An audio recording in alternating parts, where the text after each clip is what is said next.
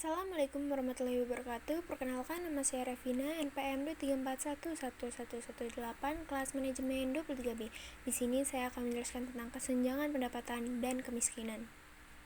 Pengertian: dalam ilmu ekonomi mikro, kesenjangan pendapatan merujuk pada perbedaan dalam pendapatan yang diterima oleh individu-individu atau kelompok-kelompok di dalam masyarakat.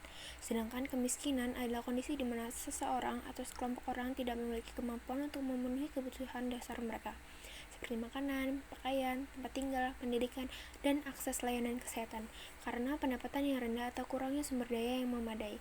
Dalam ilmu ekonomi mikro, analisis kesenjangan pendapatan dan kemiskinan seringkali melibatkan studi tentang distribusi pendapatan, keadilan, dan faktor-faktor yang memengaruhi tingkat dan pola kesenjangan serta strategi untuk mengurangi kemiskinan. Tujuan utama dalam analisis kesenjangan pendapatan dan kemiskinan dalam ilmu ekonomi mikro adalah 1. Menganalisis distribusi pendapatan, memahami pola distribusi pendapatan di antara individu-individu atau kelompok-kelompok dalam masyarakat untuk mengidentifikasi tingkat kesenjangan yang ada.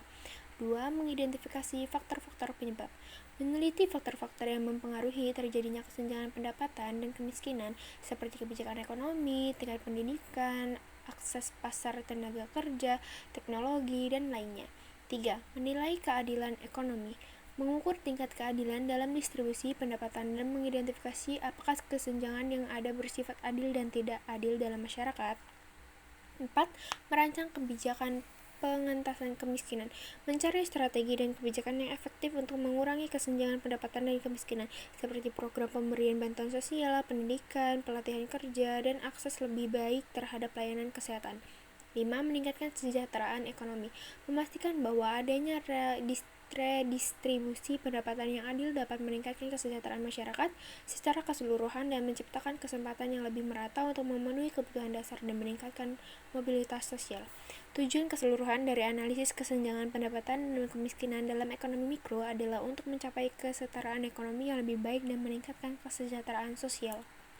Kekurangan dan kelebihan. Kekurangan: 1. Kesenjangan sosial yang meningkat. Kesenjangan pendapatan dapat mengakibatkan ketidaksetaraan sosial yang mempengaruhi stabilitas sosial dan politik dalam suatu masyarakat.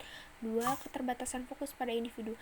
Analisis mikroekonomi seringkali lebih fokus pada faktor-faktor individu dalam kesenjangan pendapatan sehingga kurang memperhatikan aspek struktural yang mendasari masalah kesenjangan ekonomi.